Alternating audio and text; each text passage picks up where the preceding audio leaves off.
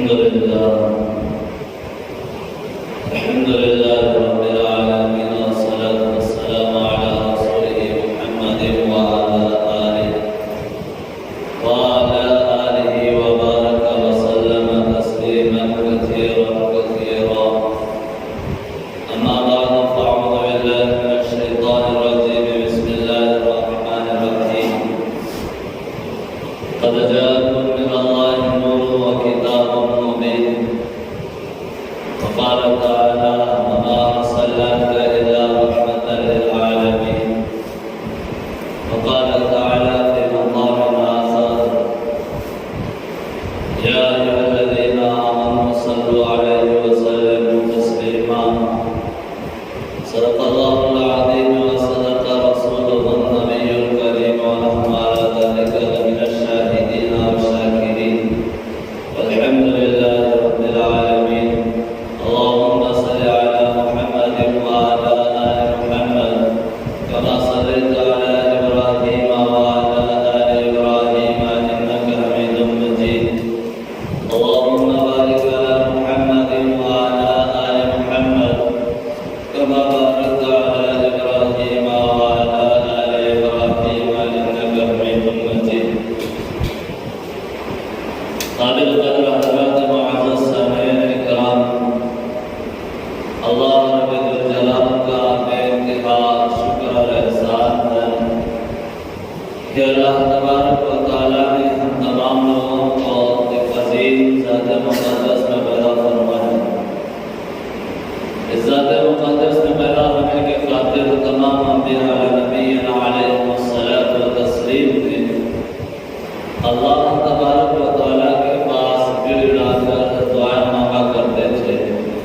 صلاۃ و سلام کی مستحق میرا اور آپ کے آقا جناب محمد رسول اللہ صلی اللہ تعالیٰ علیہ وسلم ہیں، جو کہ ہم تمام لوگوں کو اہدنا الصراط المستقیم کی طرف رہنمائی فرمائے. حضرات، یہ وہ مبارک مہینہ ہے جس کے اندر میرا اور آپ کے آقا جناب محمد رسول اللہ صلی اللہ تعالیٰ علیہ وسلم کی ولادت پر سعادت ہوئی.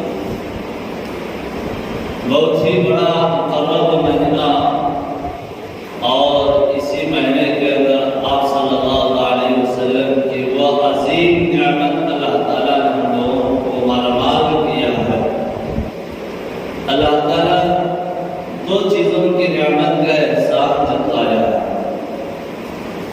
ایک، اللہ تعالیٰ نے ہم لوگوں کو اسلام عطا فرمایا، دین عطا فرمایا، ہم لوگوں کو اسلام کے دائرے میں رکھا، اور اللہ تعالیٰ نے ہم لوگوں کو کلمے کی دولت سے مالامال کیا. اور اس نعمت کا اللہ تعالیٰ نے احسان جتلایا. دوسری نعمت جو ہے، اللہ تعالیٰ نے ہمارے درمیان میں آقا صلی اللہ علیہ وسلم کو مبعوث فرمایا. اس نعمت کو بھی احسان جتلایا. اور اللہ تعالیٰ چاہتا تو ہمارے لیے آسمان و زمین کو، ہواؤں کو، چاند و سورج کو، دنیا کی ہر چیز کو اللہ تعالیٰ نے ہمارے لیے عطا فرمایا. حتیٰ کہ ہمارے لیے اور ہمارے جسمانی اعتبار پر آنکھ، ناک، کان، ہاتھ، پیر، ہر اعضاء اللہ تعالیٰ نے صحیح سلامت عطا فرمایا. لیکن کوئی نعمت کا احسان نہیں جتلایا. لقد من اللہ علی المؤمنین اذ بعث فیہم رسولا. اللہ تعالیٰ مومنین کے درمیان میں آقا صلی اللہ علیہ وسلم کو مبعوث فرمایا. اس احسان کے بارے میں بھی، اس نعمت کے بارے میں بھی اللہ تعالیٰ نے احسان جتلایا. تو بہت بڑی نعمتیں، ایک دین اسلام، دوسرا آقا صلی اللہ علیہ وسلم کو اور ہمارے درمیان میں مبعوث فرمانا، اور آقا صلی اللہ علیہ وسلم کی امت میں ہم لوگوں کو پیدا فرمانا ہے. اللہ تعالیٰ نے ان نعمتوں کا احسان جتلایا. میرے ہاتھ آپ صلی اللہ علیہ وسلم کی سیرت آج تک کوئی مکمل بیان نہیں کر سکا. اگر ساری دنیا کو، آسمان و زمین کو ایک پیپر بنا لیا جائے، کاغذ بنا لیا جائے اور ساری دنیا کی سمندروں کو سیاہی بنا لیا جائے اور سارے دنیا کے درختوں کو قلم بنا لیا جائے، جب آقا صلی اللہ علیہ وسلم کا سیرت لکھنا شروع کرے تو زمین و آسمان کا کاغذ یہ ختم ہو جائے گا، سمندر خشک ہو جائیں گے اور قلم درخت ختم ہو جائے گی، لیکن آقا صلی اللہ علیہ وسلم کی سیرت مکمل نہیں ہو سکتی۔ اور آقا صلی اللہ علیہ وسلم کا وجود ہم سوچ رہے ہیں کہ آج سے 1450 سال پہلے آپ صلی اللہ علیہ وسلم پیدا ہوئے، نبی ہوئے، آقا کے آمد سے پہلے بھی آقا صلی اللہ علیہ وسلم نبی تھے۔ حضرت آدم علیہ السلام سے لے کر سیدنا حضرت عیسیٰ علیہ السلام تک ان کی قوم کا، ان کی امتوں کا کلمہ الگ تھا۔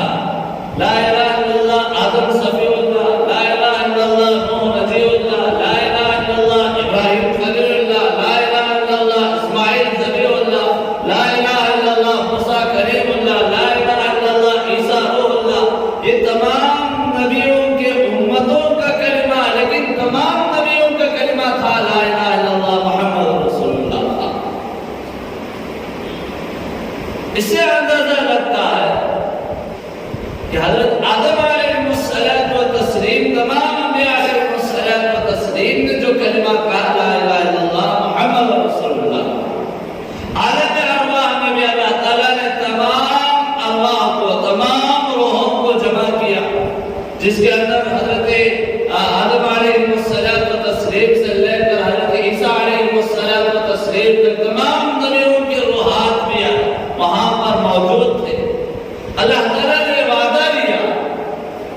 یہ وعدہ لیا تم جا کر دنیا کے اندر یقیناً تم نبی رسول ہے، لیکن محنت جو چل رہا ہے لا الہ الا اللہ محمد رسول اللہ کی، اور تمہارے بعد جو نبی آنے والے ہیں حضرت محمد رسول اللہ کی، اس کی محنت حضرات انبیاء علیہ السلام نے کی۔ بہرحال حضرت عیسیٰ علیہ السلام نے آخر محنت مبشر برسول یأتی من بعد اسمہ احمد، اور حضرت آدم علیہ السلام سے حضرت عیسیٰ علیہ السلام تک ہر نبی کی خواہش تھی کہ اللہ ہم کو نبی اور رسول نہیں بلکہ آخری زمانے کے پیغمبر کی امتی بنا کر کے پیدا فرما۔ حضرات انبیاء علیہ السلام کا کلمہ یہ تھا، اور وجود جو بخشا اللہ تعالیٰ نے اپنے ذات میں سے، اپنے نور میں سے ایک نور کو وجود بخشتا، اس کے 4 حصے کی وہ جو وجود اللہ تعالیٰ نے جو نور بخشا ہے، جو اپنے نور میں سے نور بخشا ہے، وہ نور تھا آقا صلی اللہ علیہ وسلم۔ اگر آپ صلی اللہ علیہ وسلم اس دنیا میں بھیجنے کا منشا نہ ہوتا، دنیا کی کوئی چیز بھی نہ اللہ تعالیٰ نے پیدا نہ فرماتا، اللہ تعالیٰ نے آپ کے نور کے 4 حصے فرما کر عرش و کرسی اور جو ہے حضرات ملائکہ، اور وہی نور میں سے جنت و دوزخ، آسمان و زمین، اس سب جو ہے کائنات کا اللہ تعالیٰ نے جو بخشا ہے وہ آپ صلی اللہ علیہ وسلم کا نور۔ آقا صلی اللہ علیہ وسلم فرماتے ہیں میں اس وقت بھی نبی تھا جب حضرت آدم علیہ السلام ابھی مٹی، ابھی غارہ اور پانی کے درمیان میں تھے۔ حضرت آدم علیہ السلام کا پتلا جب بنایا جا رہا تھا اس وقت بھی میں نبی تھا۔ اس کی مثال یوں حضرات علماء نے لکھا واقعہ، اللہ تعالیٰ نے حضرت آدم علیہ السلام کو پیدا فرمایا، جنت میں بھیجا، اور حضرت آدم علیہ السلام نے جنت کے اندر تنہا محسوس کیا۔ حضرت آدم علیہ السلام کی جانب حسنی سے اما حضرت حوا علیہ الصلوۃ والتسلیم کو پیدا فرمایا. اب حضرت آدم علیہ الصلوۃ والتسلیم دیکھا کہ میرے پاس ایک عورت ذات ایک انسان ہاتھ لگانا چاہا، لیکن اللہ تعالیٰ نے کہا ہاتھ ہرگز نہ لگا، ابھی یہ تیرے لیے حلال نہیں ہوئی. اللہ تعالیٰ خود خدا نکاح پڑھا اور حضرات ملائکہ اس نکاح کے گواہ تھے اور حق مہر ادا کرنا ہے. اللہ تعالیٰ نے حضرت آدم علیہ السلام سے کہا حق مہر ادا کر. اللہ تعالیٰ خود بنایا ہے کہ اللہ میں حق مہر کیسے ادا کر سکتا ہوں. اللہ تعالیٰ نے کہا کہ 10 مرتبہ میرے آقا حضرت محمد رسول اللہ صلی اللہ علیہ وسلم پر درود شریف پڑھ لو، تمہارا حق مہر ادا ہو جائے. اب اندازہ آپ خود لگائے کہ آپ صلی اللہ علیہ وسلم موجود کہاں سے آ رہا. اب دونوں جنت کے اندر ہے، حضرت آدم و حوا علیہ الصلوۃ والتسلیم. اللہ تعالیٰ نے شرط رکھی فلاں درخت کے قریب بھی نہ جانا، اس کا پھل نہ کھانا. شیطان نے بہکا لیا، قصور ہو گئی، غلطی ہو گئی، جس کی وجہ سے اللہ تعالیٰ نے حضرت آدم علیہ الصلوۃ والتسلیم کو اور حضرت حوا کو آسمان سے جنت سے زمین پر بھیج دیا. اب اس غلطی کی وجہ سے حضرت آدم علیہ الصلوۃ والتسلیم 1 2 3 مہینہ 2 مہینہ 3 مہینے 350 سال حضرت آدم علیہ الصلوۃ والتسلیم اللہ تعالیٰ کے دربار عالیہ میں روتے توبہ کرتے رہے. 350 سال بعد ایک صبح ایسی آئی جس کے اندر حضرت آدم علیہ الصلوۃ والتسلیم نے کہا ربنا ظلمنا انفسنا وان لم تغفر لنا وترحمنا لنكونن من الخاسرین. یا اللہ اس محمد کے تو فعل میرے گناہ کو بخش دے، مجھے معاف کر دے، تیری توبہ کو قبول فرما لے. اللہ تعالیٰ نے پوچھا اے آدم اس نام کو تو کیسے جانتا ہے؟ حضرت آدم علیہ الصلوۃ والتسلیم نے کہا یا اللہ تو نے مجھے بنایا اور میرے اندر روح کو پھینکی یا روح ڈالے، اور اس وقت میں نے اپنے نگاہ کو اوپر کیا اور وہاں پر لکھا ہوا تھا لا الہ الا اللہ محمد رسول اللہ. اگر تیرے نام کے ساتھ اس نام کو تو نے جوڑ دیا یقیناً تو اس سے بہت محبت کرتا. تو اس سے بھی اندازہ لگ گیا کہ اللہ کے نبی علیہ الصلوۃ والتسلیم کا وجود جو ہے اس وقت سے چلے آ رہا ہے. ایک مرتبہ حضرت جبرائیل علیہ الصلوۃ والتسلیم آپ صلی اللہ علیہ وسلم کے دربار عالیہ میں آئے. حضرت جبرائیل سے آپ صلی اللہ علیہ وسلم نے پوچھا بھائی جبرائیل آپ کی عمر کیا ہوگی؟ آپ کی عمر کیا ہوگی؟ حضرت جبرائیل علیہ الصلوۃ والتسلیم نے کہا اللہ کے نبی علیہ الصلوۃ والتسلیم میری عمر کا تو کوئی اندازہ نہیں ہے، لیکن ایک بات میں کہہ سکتا ہوں آسمان پر 70,000 سال میں ایک مرتبہ ایک ستارہ چمکتا تھا. 70,000 سال میں ایک مرتبہ ایک ستارہ چمکتا تھا، اسے میں 70 مرتبہ دیکھ چکا ہوں. اللہ کے نبی علیہ الصلوۃ والتسلیم نے حضرت جبرائیل سے کہا جبرائیل کیا اب اس کو دیکھو گے تو پہچان لو گے؟ حضرت جبرائیل علیہ الصلوۃ والتسلیم نے کہا اے رسول اللہ صلی اللہ علیہ وسلم پہچان لوں گا.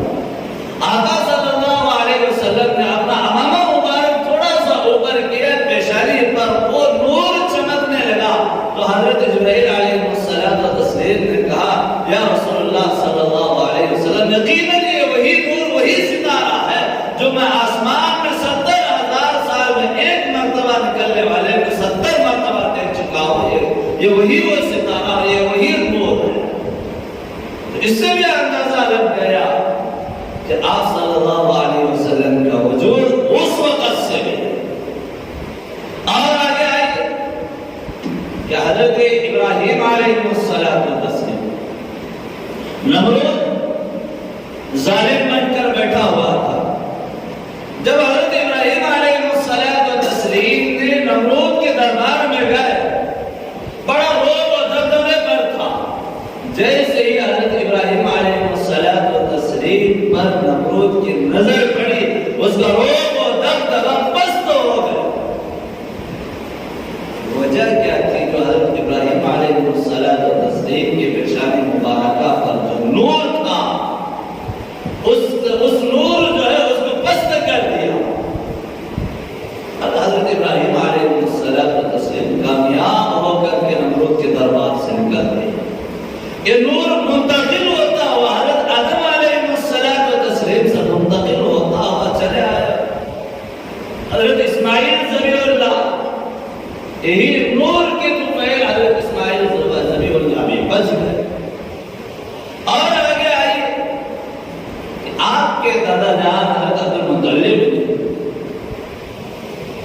जब अब्राहा दुश्मन ने अपने इलाके में एक खाना काबा तामीर किया, अब उसने चाहा कि जो रब का खाना काबा है उसको छोड़कर लोग इसकी जियारत करें।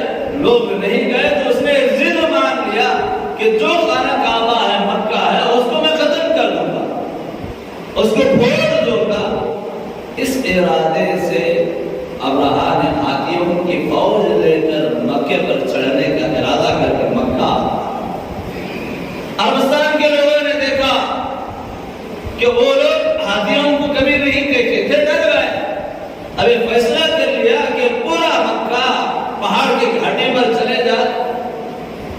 पूरा मक्का पहाड़ की घाटी पर चले गए। वहां पर देखा क्या करे, मुसीबत हमारे सरों से कैसे डर सकती है। हजरत अब्दुल मुत्तलिब ने ख्वाब के अंदर ये नूर भी देख लिया था कि उनके पेशानी से निकलकर डायरेक्ट खाने काबा की तरफ जा रहा है, बढ़ रहा है। और इसकी ताबीर में समझ गए थे कामयाबी हमारे लिए, फतह हमारे लिए। अब जो है मामला ऐसा हुआ, मक्का वालों के 200 ऊंट अब्राहा की फौज ने गिरफ्तार कर लिया, पकड़ लिया। आग के दरजान नीचे उतर आए। दुश्मन समझने लगा, सोचने लगा शायद ये अदल व इंसाफ के लिए, सुलह के लिए आए हुए हैं। लेकिन वहां आग के दरजान में ना तो खाने काबा की बात की, ना कोई और बात की।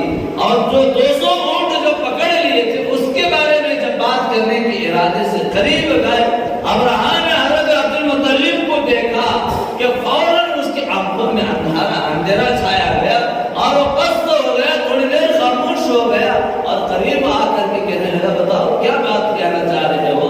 हजरत अब्दुल मुत्तलिब ने कहा, आपकी फौज ने हमारे 200 ऊंटों को गिरफ्तार कर लिया, हड़प कर लिया, उसे मांगने के लिए आया। अब्राहा ने कहा, तुम कैसे खाना काबा की मुतवल्ली हो?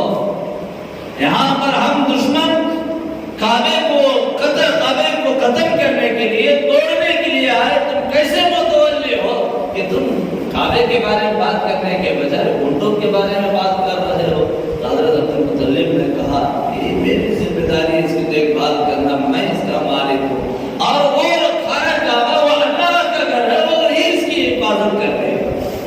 वो एक नूर हजरत अब्दुल मुत्तलिब के पेशानी से चमकता हुआ अब्राहा की आंखों में बस्त कर दिया और उसकी ताकत को बस्त कर दिया।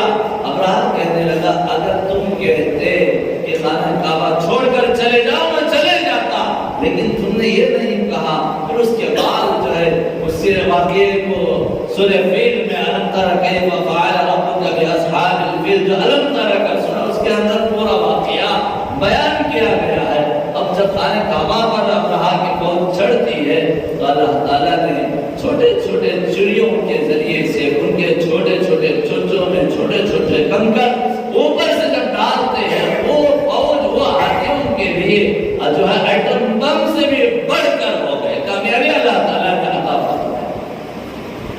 मेरे हाथ यही वो नूर मुंतकिल होता हुआ हजरत अब्दुल मुत्तलिब से आपके वालिद हजरत अब्दुल्लाह पर भी आया। صلی اللہ علیہ وسلم فرماتے ہیں میں دو ذبیحوں کا بیٹا ہوں، ایک حضرت اسماعیل علیہ الصلوۃ والتسلیم، دوسرے میرے ابا حضرت عبداللہ، ان دونوں ذبح ہونے سے بچ گئے۔ زمزم کا کنواں گم ہو گیا تھا، آپ کے دادا نے منت مان لی جو زمزم کا کنواں جب مل جائے گا میرے 10 لڑکوں میں سے جو حسین و خوبصورت لڑکا ہے میں اس کو اللہ کے راہ میں قربان کروں۔ زمزم کے کنواں مل گیا، کامیاب ہو گئے۔ اب باری آئی بچوں کو دیکھنے کی کون حسین ہے کون خوبصورت ہے۔ یہاں پر حضرت عبداللہ جو بڑے حسین و خوبصورت تھے اور ان کی پیشانی مبارکہ پر آپ صلی اللہ علیہ وسلم کا نور مبارک جلوگر تھا، تو حضرت عبداللہ کو ذبح کرنے کا ارادہ کر لیا حضرت عبدالمطلب نے۔ وہاں پر آپ کے نانی کے خاندان والوں نے آپ کو بچایا اور آپ سے کہا اس کے بجائے اور کوئی فیصلہ کر لے۔ اب وہ معاملہ دوسرا معاملہ جو وہاں پر قرار ڈالا گیا اور وہاں پر حضرت عبداللہ کے بجائے اونٹ ذبح ہو گئے۔ بہرحال یہ نور منتقل ہوتا ہوتا ہوتا یہاں تک آپ صلی اللہ علیہ وسلم تک آیا۔ اس سے اندازہ لگ گیا کہ آپ صلی اللہ علیہ وسلم اس وقت بھی نبی تھے جب آسمان نہ تھا زمین نہ تھی، اور اللہ کے نبی اس وقت بھی نبی تھے، ابھی کوئی بشر نہ تھا کوئی انسان نہ تھا۔ حضرت آدم علیہ السلام ابھی مٹی اور پانی کے درمیان میں تھے، حضرت آدم علیہ السلام کا پتلا بنایا جا رہا تھا، اس وقت بھی اللہ کے نبی علیہ السلام نبی تھے۔ بہرحال یہی 12 ربیع الاول یہ مہینہ آتی بڑی عظمت والا مہینہ، ہم سمجھتے ہیں ہمارے لیے بڑا عظمت والا مہینہ تھا، کیونکہ عظیم ہستی کی ولادت باسعادت ہوئی۔ وہ عظیم ہستی جس کو اللہ تبارک و تعالیٰ خود کہتا ہے وَرَفَعْنَا لَكَ ذِكْرَكَ، اے محبوب آپ کے ذکر کو آپ کی شان کو آپ کو ہم بلند کیا۔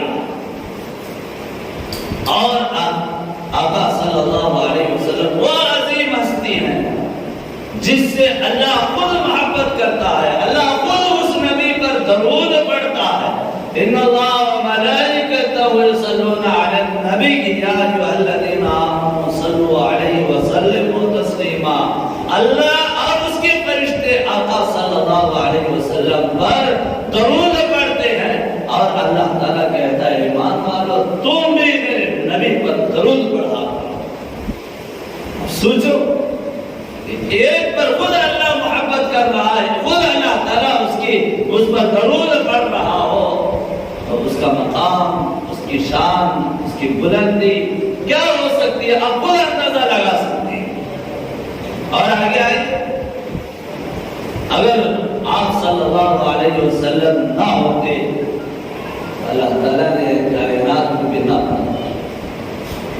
اللہ تعالیٰ آپ کے صدقے سے، آپ کی طرف سے، آپ ہی کے صدقے کے تمام یا کائنات کو، اس نظام کو، جنت و دوزخ کو، آسمان و زمین کو، ہر چیز کو اللہ تعالیٰ نے آپ صلی اللہ علیہ وسلم کے صدقے سے بنایا۔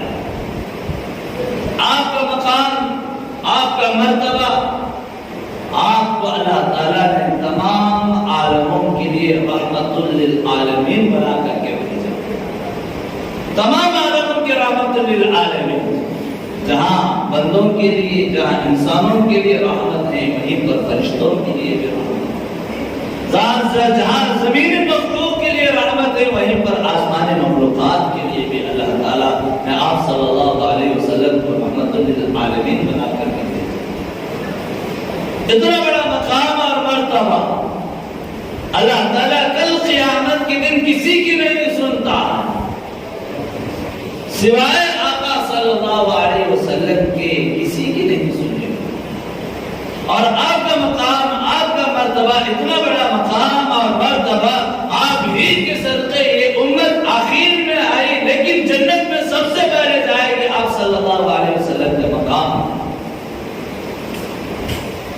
آپ صلی اللہ علیہ وسلم کا احترام ہے، لہذا محترم بزرگان دوستوں، آپ صلی اللہ علیہ وسلم کی اس امت میں پیدا ہونا ہمارے لیے عزت ہے، ہمارے لیے شرافت ہے، ہمارے لیے بلندی ہے، اور ہمارے لیے یہ بھی ضروری ہے کہ آقا صلی اللہ علیہ وسلم سے محبت رکھیں، آقا کے طور طریقے پر چلے، آقا صلی اللہ علیہ وسلم پر درود شریف کثرت سے پڑھتے رہے۔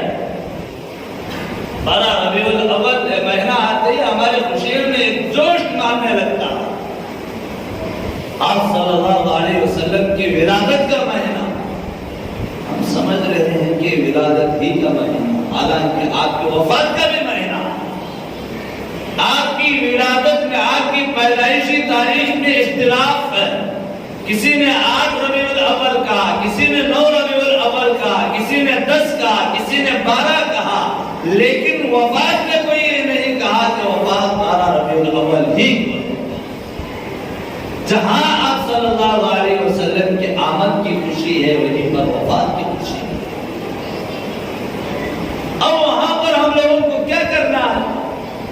اللہ تعالیٰ نے اس عظیم ہستی کو اس دنیا میں بھیجنے کا منشا کیا؟ اللہ تعالیٰ کا ارادہ کیا ہے؟ آقا صلی اللہ علیہ وسلم نے آ کر کے کیا محنتیں کی ہیں، ہم لوگوں کو کیا درس دیا ہے، کیا طریقہ دیا ہے، وہی طریقے کے مطابق چل رہا ہے۔ ہم سمجھ رہے ہیں کہ 12 ربیع الاول کو ہم اللہ کے نبی کو یاد کر لے تو ہم سچے عاشق، یہ ہرگز نہیں۔ سچا عاشق وہ ہے کہ اپنے زندگی میں آقا کی ایک ایک سنت کو اتارے، آقا کی پیروی کرے، آقا صلی اللہ علیہ وسلم کی ایک ایک بات پر عمل کرے، وہ سچا عاشق۔ آج دیکھیں 12 ربیع الاول آتا ہے، ہم زیارتیاں تو کر لیتے، کبھی آقا پر درود نہیں۔ درود خود اللہ تعالیٰ پڑھ رہا ہے، اللہ تعالیٰ کے فرشتے پڑھ رہے ہیں، تو ہم لوگوں کو یہ سبق اللہ تعالیٰ دے رہا ہے، بتا رہا ہے کہ میرے آقا پر درود شریف تم میں پڑھو۔ حدیث کے اندر آتا ہے جب بندے آپ صلی اللہ علیہ وسلم پر درود پڑھتے ہیں، اس درود کی وجہ سے اللہ تعالیٰ اس کے 10 گناہوں کو معاف کرتا ہے اور اس کے 10 درجے بلند کرتا ہے۔ اللہ کی رحمت اس کو ڈھانک لیتی ہے، اللہ کی رحمت اس کو ڈھانک لیتی ہے درود شریف کی وجہ سے۔ جب بندہ یہ امت جب درود شریف پڑھتی ہے، اللہ تعالیٰ اس درود کا یہ ہدیہ، یہ تحفہ آقا صلی اللہ علیہ وسلم کے قبر اطہر تک اللہ تعالیٰ نے اس درود کا تحفہ پہنچاتا۔ آقا صلی اللہ علیہ وسلم اسے دیکھ کر خوش ہوتے۔ درود پڑھنے سے مغفرت کے وعدے ہیں، گناہ معاف ہوتے ہیں، درجے بلند ہوتے ہیں، تو ہم لوگ زیارتیاں تو کرتے، کبھی آقا صلی اللہ علیہ وسلم پر درود نہیں پڑھتے۔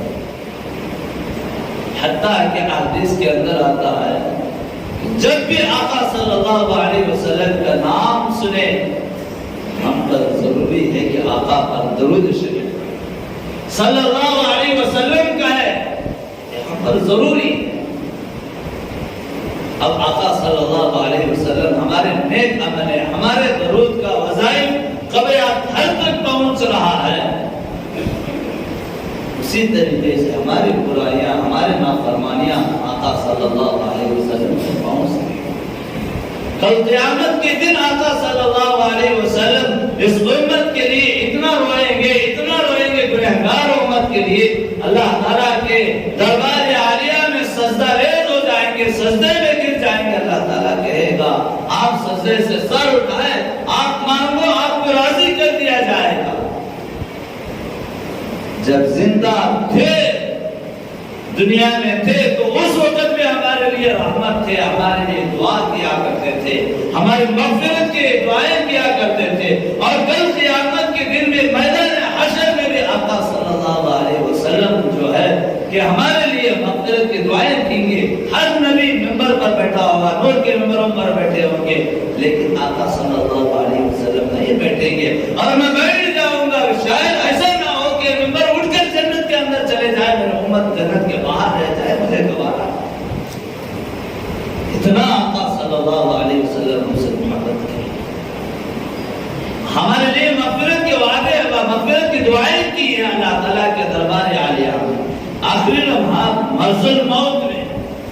سکرات کی حالت میں انسان اس کی ہوش بدل جاتی ہے اور عقل کھو بیٹھتا ہے، اس کو کچھ احساس نہیں ہوتا ہے، ایسے لمحات میں بھی آقا صلی اللہ علیہ وسلم رب ہب لی امتی، اور جو ہے اس امت، یا رب میری امت کا کیا حال ہوگا، میں اس امت کے لیے دعائیں تڑپ کر دل کے اندر رکھا، یا اللہ میری امت کی مغفرت فرما دے۔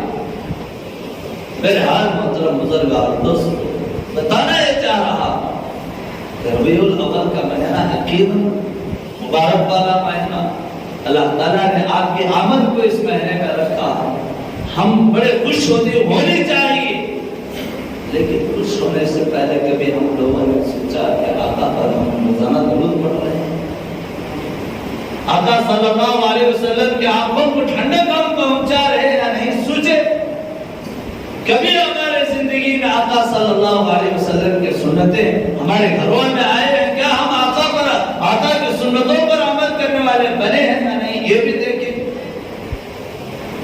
ہم درود شریف کے وظائف سے پورے طور پر خالی، پورے طور پر آقا کے نام پر فاتحہ خالی کر لیا تو یہی بس ہم سمجھ رہے ہیں، نہیں محترم بزرگان دوستو، ہر ہمیشہ آقا پر درود پڑھو، اور جو زیارتیں کرنے والے اپنے گرہبان میں منہ ڈال کر کے دیکھے کیا ہم لوگ کبھی آقا صلی اللہ علیہ وسلم پر درود پڑھ رہے ہیں؟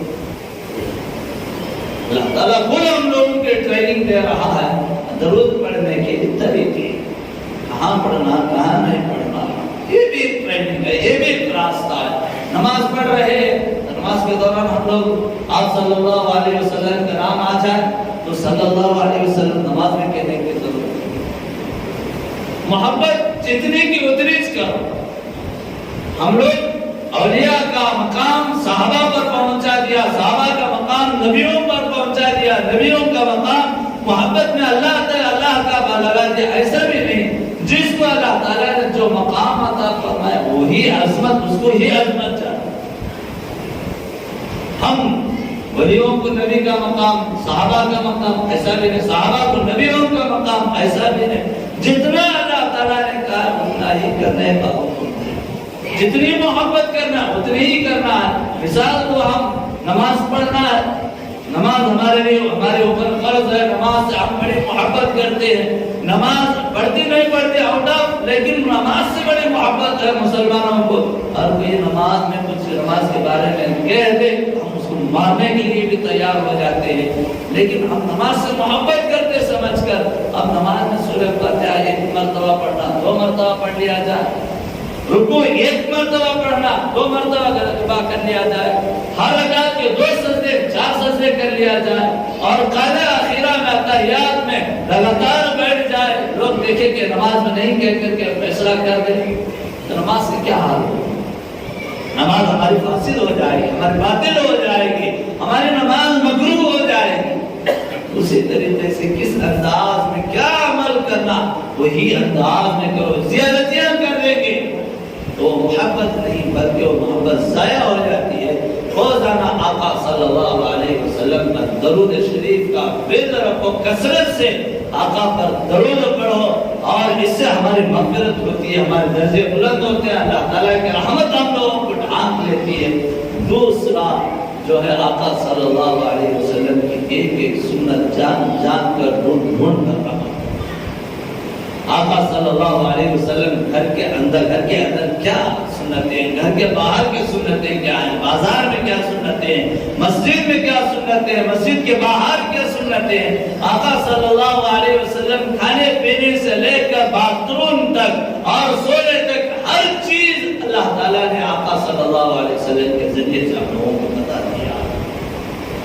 ہمارا چلن کیسی ہونا ہے، ہمارا طریقہ کیا ہونا ہے، ہمارا بات کا لہجہ کیسے ہونا ہے، ہمارا جسم کیسے ہے، سب کچھ آقا صلی اللہ علیہ وسلم نے ہم لوگوں کو بتایا۔ کسی مذہب میں بھی یہ دین ادھورا ہے، لیکن کوئی دین مکمل ہے۔ قرآن کہتا ہے یوم اکملت لکم دینکم واتممت علیکم نعمتی ورضیت لکم الاسلام دینا۔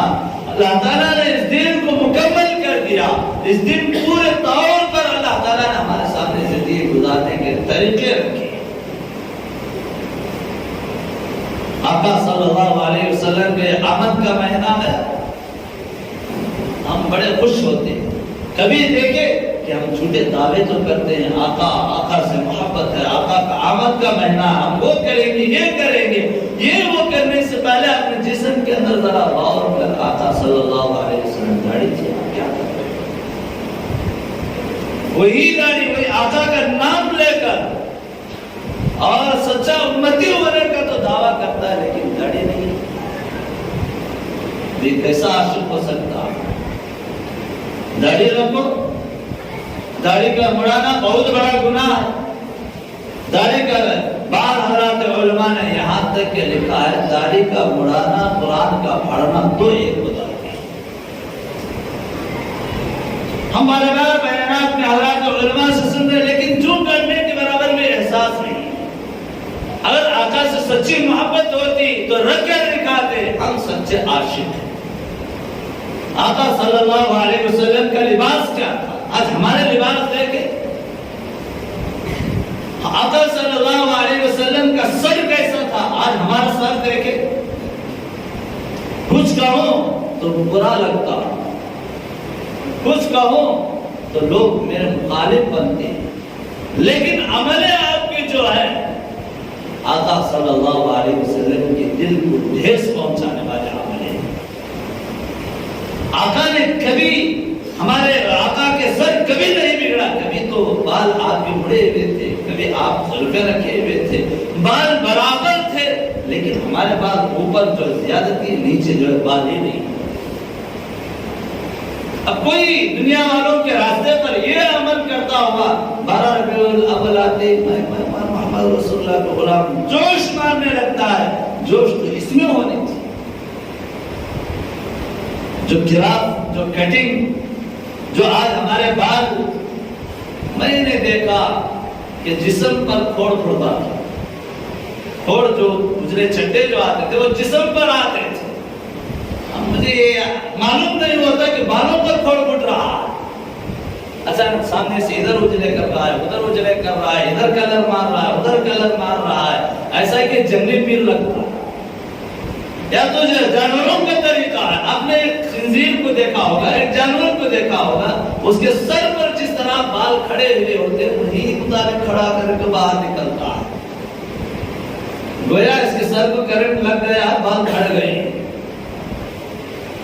اب اس کو کچھ احساس نہیں ہو رہا ہے کہ میں کون ہوں، نام تو محمد رسول اللہ کے نام سے جڑا ہوا ہے، اسلام میں ہے، کلمہ پڑھا ہوا ہے، اب کام جو کر رہا ہے، جو عملیں کر رہا ہے، بھیڑ اور چمباروں سے بھی بدتر کام کر رہا ہے۔ اگر اس مسئلے پر بیٹھ کر حضرات علماء اور ائمہ سمجھایا جائے، فوراً کہتا ہوں کیا بولنے کی ضرورت، حکومت ہوگے بناتے تو دوسرے بیٹھو کر ہم ٹھوک لگاتے ہیں۔ اب ہم لوگ حضرات علماء اور یہ مسئلہ، یہ نبی ممبر رسول کے بازو بیٹھ کر اگر ہم سمجھائے نہ جائے تو پھر کون سمجھائے گا؟